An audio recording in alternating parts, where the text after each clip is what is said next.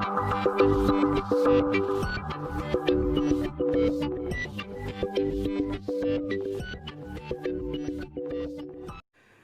students, today we will continue the chapter idea of algorithmic efficiency. Okay, so already last class I told you, in the last video I have discussed about the guidelines of calculating the complexity. So now just I will tell you how to calculate the complexity. Okay, how to calculate the complexity we'll discuss one by one. So calculating complexity, that is 5 guidelines are there. Okay, that is we'll discuss about. One is when it is in loop. Okay, another one we'll discuss when it is the nested loop. Okay, and number 3, that is we'll discuss about the that is consecutive statements. Consecutive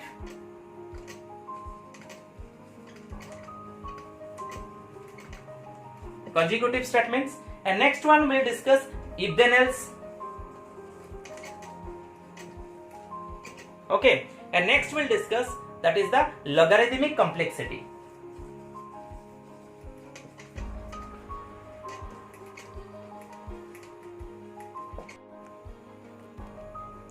So students, today first we'll discuss about the loops. So this about the loops we'll discuss first. The running time of the loop is at most equal to the running time of the statements inside the loop. Okay, that means including test, multiplied by the number of iterations. One example I am just giving. Just you see, for I in range n, m equal to m plus 2. Okay, so in this case, this loop execute n times.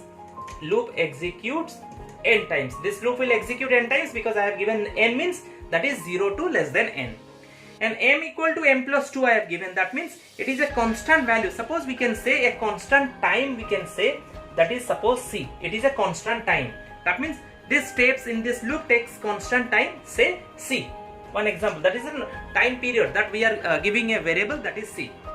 Okay, so the total time taken if we want to calculate by the above loop to execute itself, that means total time equal to, we can say total, that is total time equal to, okay, we can say c into number of, so c means what? C already I have told you, that is the constant time, and number of times. This is a constant time and number of times is n, that is called the Cn. Okay, that is called Cn. So Cn means what? That is the total time taken. It is called the total time taken. And this one, this C is known as the time taken by one step. N is number of steps in the loop, and this is called the total time taken by the loops to execute all the steps. So in this case, at last we can conclude by taking the big O notations, that is number of steps means n, maximum size is n only. So we can write that is O n. So in big O notations we can define it is O n. So next we'll discuss about the nested loop. Second one is the nested loop. So to compute the complexity, so after nested loop, analyze inside out. Okay, so one range is given n, in the second loop it is given n. It is a nested loop. So now let us calculate how it is the total time taken by this nested loop. Let us discuss. So total time taken will be, okay, what will the total time taken? That means we can say the number of constant value c. What is c? That is called the constant time. We can say take the constant time, that is c. So it is a constant time, always we'll take here. So c into, okay, c into number of times. Number of times means here it is n times, here it is n times. So in inner loop is n times and outer loop is n times. So what is the value? That is called Cn square. Okay, Cn square. So Cn square means that is the highest. So let us discuss one by one. So this C, that is the, this one C. What is C? That is time taken by one step only. And number of steps in the outer loop is n. Number of steps in inner loop is n. So when this total Cn square we are getting, it is known as the total time taken by the nested loops to execute all steps. So at last we can take, so highest one is what? That is n square. So in big O notation we can define O n square. we can define on square. Earlier in the loops, in simple loop, it was on. So in the inner loop, it will be n square. Maybe more. If there are 2 are there, that's why it is coming n square. If more will be there, accordingly we can increase the value also, and the number, that means according to the loops also, it will increase the time.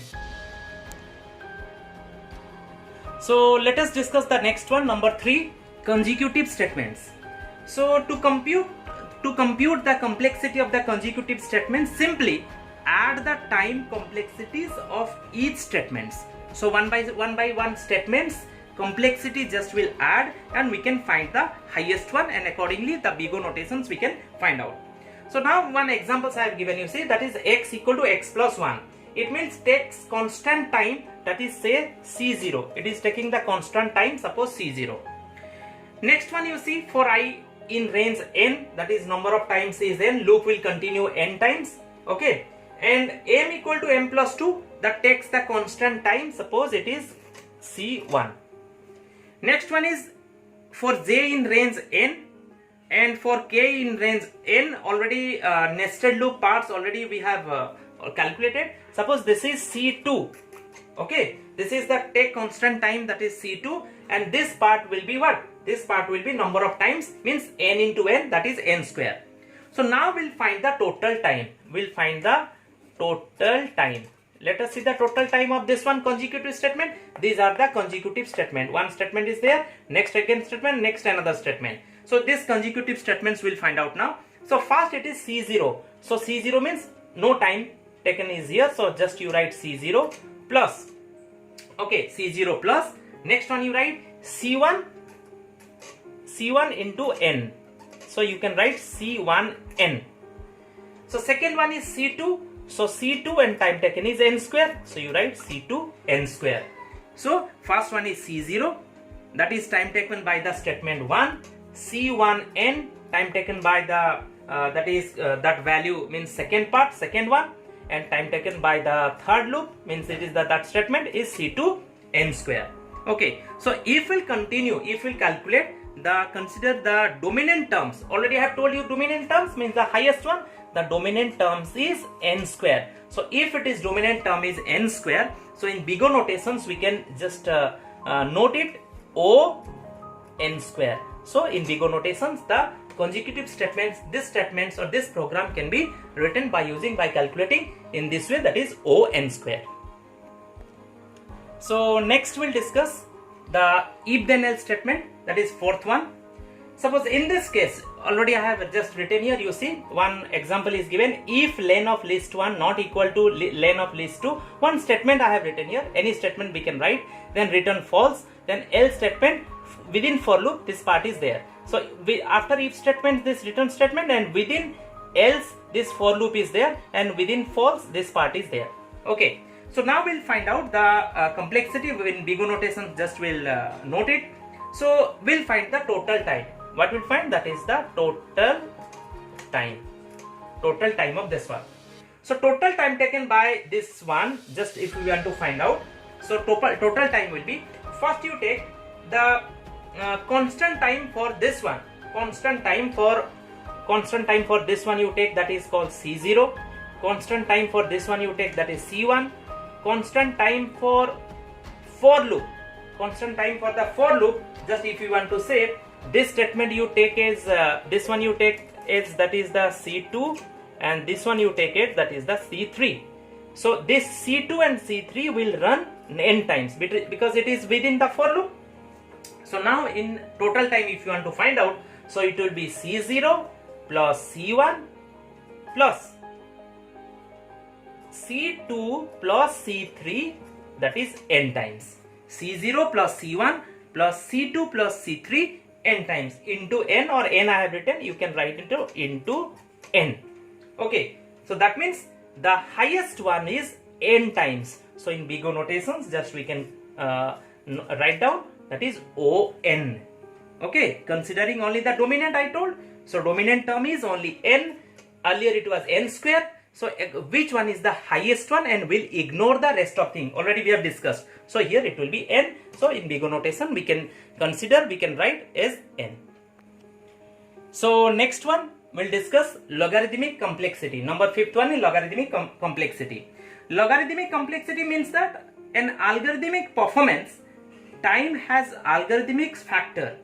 Example, algorithm is, we can write, that is O log n. Okay, it should be a factor of this one. If it takes a constant time to cut the problem size by a fraction, usually we are taking half.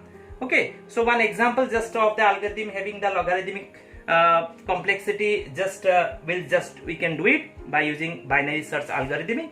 Okay, so but this best performance isn't always desirable, so there can be a trade-off between ease of understanding, writing and debugging, efficient use of time and space. So always it is not desirable, so there can be a trade-off between. Okay, so remember this one. So what I told, ease of understanding between writing and debugging. One is writing and debugging one correcting the errors, and one is efficient use of time. Okay, these two performance is best performance we need to consider always. So already I have discussed about the best, average and worst case of complexity. Once again, just I want to remind you. So worst case complexity of the algorithm is the functions defined by the maximum number of steps. Once again I am telling you, worst case, that is the worst case is the maximum number of worst case. Worst case complexity is the maximum number of times, maximum value, when the maximum number of steps taken, that is called the worst case. And the best case is, when the minimum number of steps are taken. In this case, the minimum number of taken, that is called the best case complexity. And when average case complexity, one is average case complexity is when it is known as, that is, algorithm is the functions defined by the average number of steps. When average number of steps we are taking, maximum number of steps means that is worst, because maximum number of steps means it will be slow, it will take much more space, that's why it is known as the worst. Minimum number of steps but maximum output is known as the best case. That means the output is perfect, it will take less time and also less space. Average means which are in between these two. So these three are the major functions we'll discuss in the complexity, and rest of the part we'll discuss in the next class. Thanks for watching and have a nice day.